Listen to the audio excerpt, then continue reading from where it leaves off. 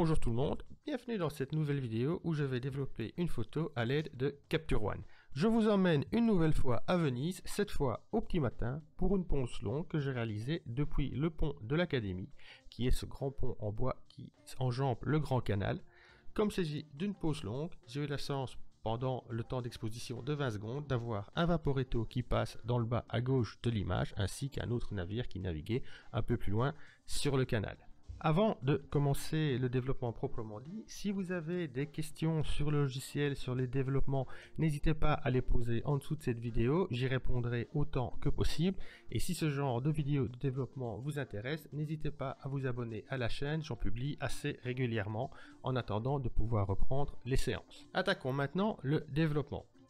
Pour cette photo, j'ai pas envie de rester dans la photo assez documentaire et donc on va s'amuser en étant un peu plus artistique, en respectant un peu moins les vraies couleurs, notamment du ciel et de l'ambiance, pour avoir quelque chose qui, moi, me plaît mieux visuellement. Alors, première chose que nous allons faire, c'est que nous allons redresser la photo. Sur les photos de Venise, vous pouvez remarquer souvent qu'on a l'impression que les photos ne sont pas droites, même si elles le sont. Pour une raison assez simple, c'est que Venise en lui-même n'est pas droit. Les bâtiments sont aciers, ils sont sur pilotis, donc rien n'est vraiment très parallèle. Ici, on va juste s'assurer que on a une majeure partie de l'image qui est droite, en se basant sur le toit qui est là-bas au fond, qui est le toit de la douane de mer, où depuis le pont, je sais que ce toit est horizontal. On verra ensuite avec le reste du bâtiment ce que ça donne. Donc on va donc zoomer sur le toit. On va aller le rechercher. Voilà, on va prendre l'outil de redressement. On va même zoomer à 400%. On va se mettre sur le toit. On va tirer notre ligne, on relâche et la photo est redressée. Vous voyez, on a toujours l'impression que le bâtiment ici à gauche penche dans un sens, celui-là dans un autre, celui ici dans un autre. Bref, rien n'est droit à Venise, c'est normal, ne vous inquiétez pas, on ne sait pas faire autrement. Ensuite, on va recadrer la photo. Il y a toute une partie de ciel ici qui n'est pas très utile, il y a un petit peu de bas ici qui ne me sert pas à grand chose. J'ai envie d'en faire un 16:9, on va donc aller dans l'outil de crop et prendre le format 16/9. Voilà, on va calquer ça quelque chose dans ce goût là, ça me paraît pas mal. Le poteau qui est un peu sur le bord là, je vais voir si on pourrait pas le virer en croppant, quelque chose dans ce goût là. Voilà, moi ça comme crop, ça me paraît pas trop mal. Étape suivante, on va s'occuper de la balance de blanc. Alors je vais prendre la petite pipette et comme je vous le disais, on va pas forcément être très réaliste. Donc je vais aller me mettre ici sur le toit qui est un petit peu bleuté, on va cliquer dessus et voyez directement on a une ambiance qui est plus dorée. Moi j'aime bien, c'est quelque chose qui me parle, donc on va la laisser comme ça, même si dans les faits c'est clair, c'était pas comme ça ce jour-là. Ensuite on va prendre un calque, un nouveau calque, un dégradé et on va s'occuper du ciel, on va réduire les hautes lumières et on va tirer notre dégradé du ciel, du haut vers le bas, quelque chose comme ça. Comme je veux que ça n'affecte que le ciel, je vais prendre un masque de luminosité, je vais afficher le masque, je vais mettre les blancs à 100% pour vraiment être sûr de couvrir tout le ciel et je vais tout doucement tirer mes ombres de façon à les n'isoler que principalement le ciel et voilà, qui me paraît plutôt pas mal. Ensuite j'ai envie de saturer un petit peu tout ça, ce qui me paraît plutôt assez sympa. Ensuite il y a toute la partie haute du ciel ici, on va essayer de retravailler avec un deuxième dégradé. Donc, je prends un nouveau calque vide, je prends un dégradé, je retire mon dégradé, cette fois-ci je vais m'arrêter quelque part par là et je vais voir s'il n'y a pas moyen de jouer avec en augmentant un peu la saturation et peut-être en diminuant un peu mes hautes lumières, poussant un peu, non les hautes lumières on va les laisser, on va juste se contenter de saturer un peu, on va remonter ça un petit peu, ouais quelque chose comme ça, ça me paraît pas trop mal.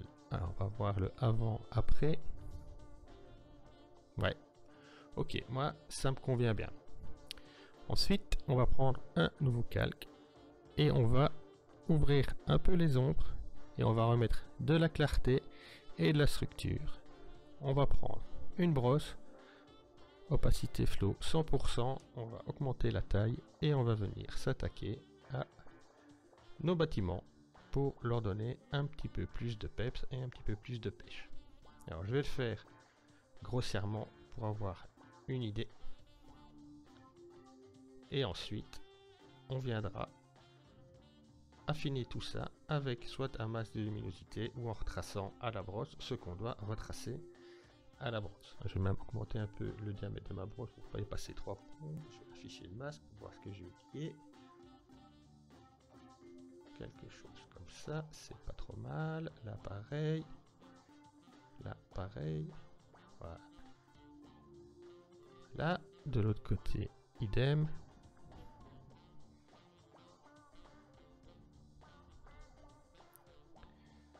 Voilà, on va remplir ça. Alors, je pourrais remplir, il y a une option pour remplir les calques, mais bon, ça va aller aussi vite manuellement. Alors, dernière petite chose que j'ai vue ici, on va réduire la taille de la brosse. Et on va venir mettre un petit coup sur, sur les poteaux. C'est pas mal sur les poteaux. Ça doit être un peu plus pour pas déborder. Un petit peu sur celui-là, voilà, là aussi, un petit peu trop gros.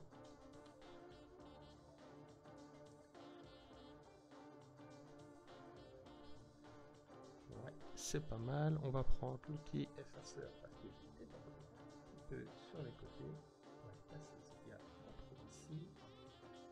Il y a en trop là. De l'autre côté, ça me paraît bien. Je vais afficher mon masque, c'est bien. Je prends le masque de luminosité, j'active tous les noirs et je vais réduire les hautes lumières pour éviter de déborder trop sur le toit. Voilà, quelque chose comme ça. Le ciel est bien exclu, j'applique et on n'est pas encore trop mal. Point suivant, on va s'occuper de l'eau ici qui est un petit peu lumineuse. Alors, la même façon dont on s'occupait du ciel précédemment, on va prendre un nouveau calque vide, un dégradé. On tire ça du bas, quelque chose dans ce groupe-là. On va voir ça donne quoi. Ouais, on monte un petit peu, quelque chose comme ça. Et on va juste pousser un peu la saturation. Oui, pour matcher un peu, puisqu'on a saturé un peu le ciel, on va saturer un peu son reflet. Et on va diminuer un petit peu les hautes lumières. Pareil, si on diminue les hautes lumières du ciel, il faut diminuer les hautes lumières du reflet. Ensuite, on va prendre notre masque de luminosité. On va l'afficher.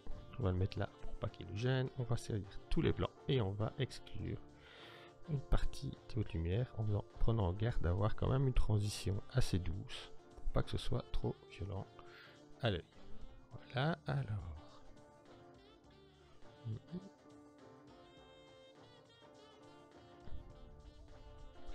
Quelque chose comme ça, avant, après, ça me paraît pas trop mal.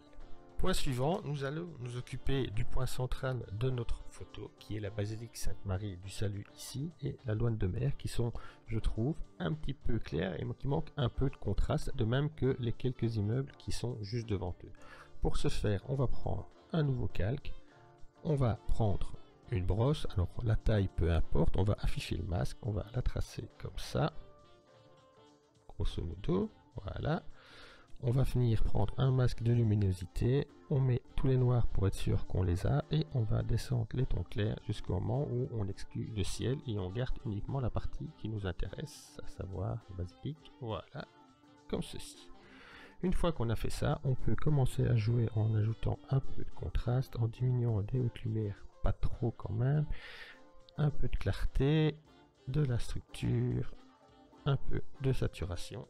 Et on a quelque chose qui est quand même, voilà, avant, après, un peu plus péchu et qui attire un peu plus l'intérêt dans le sens où si vous regardez la diagonale de notre vaporetto ici, vous ramène sur le centre qui est là, la forme du grand canal vous ramène sur le centre, c'est un peu le point d'accroche principal de notre photo, donc il faut qu'il attire vraiment l'attention. Maintenant que nous avons fini avec toutes nos retouches locales, on va reprendre notre image d'arrière-plan et on va affiner notre développement global. Donc on va rajouter un peu de contraste global sur la photo, peut-être baisser encore un tout petit peu, non, on va pas toucher aux hautes lumières, descendre peut-être juste un peu les blancs mais pas trop, ouvrir un poil les ombres, quelque chose comme ça, c'est pas mal. Rajouter encore un petit peu de clarté. Un peu de saturation. On va mettre une petite vignette pas énorme. Voilà, alors ce que je constate, c'est qu'on pourrait ici sur, vous voyez, toute la partie basse, diminuer peut-être un peu plus la luminosité de l'eau, histoire de fermer un peu plus l'image vers le bas. Donc je prie un dégradé et je tire, voilà, comme ceci. Peut-être descendre un peu l'exposition. Ça c'est peut-être un petit peu trop. Ok, on va le taper, ce sera plus simple, moins 0,25. Voilà, quelque chose comme ça. C'est pas mal. Et maintenant, ce qu'on peut encore faire, c'est prendre un nouveau calque, une brosse, avec un flow assez bas. On va pousser la clarté, ouvrir les ombres, pousser la saturation. Peut-être un rien d'exposition, quelque chose comme 0,2, c'est pas mal. Et on va venir accentuer tout doucement ici les traînées de notre Vaporetto, histoire de nous guider de façon plus franche vers le milieu de notre photo. On va même rajouter un rien de contraste. Voilà, quelque chose comme ça. Clarté, c'est bon. Voilà, je trouve que là, on n'est pas trop mal. On peut peut-être voir si on peut jouer dans la balance de couleurs sur des teintes au niveau des ombres et des hautes lumières. Alors je dois me remettre. Alors là, vous voyez, je ne suis pas sur l'arrière-plan, donc je vais faire fluer que sur le calque. Là, je mets sur l'arrière-plan. Qu'est-ce qu'on pourrait faire? Un petit peu quelque chose comme ça. J'aime bien cet effet-là. C'est peut-être très personnel, mais j'aime bien ça dans mes ombres. Du coup, dans les hautes lumières, on va essayer de l'opposer. Quelque chose comme ça. Et dans les tons moyens, rien plus d'orange. Ouais, ça me paraît pas mal. Au final, tout ça me paraît pas trop mal. Je pense que pour cette photo, on a terminé notre développement. Il nous reste maintenant plus qu'à l'exporter et à la publier. J'espère que cette petite vidéo vous aura plu. On se retrouve bientôt pour la prochaine. D'ici là, restez chez vous, portez-vous bien. Si ça vous a plu, n'hésitez pas, abonnez-vous et on se voit bientôt. Ciao!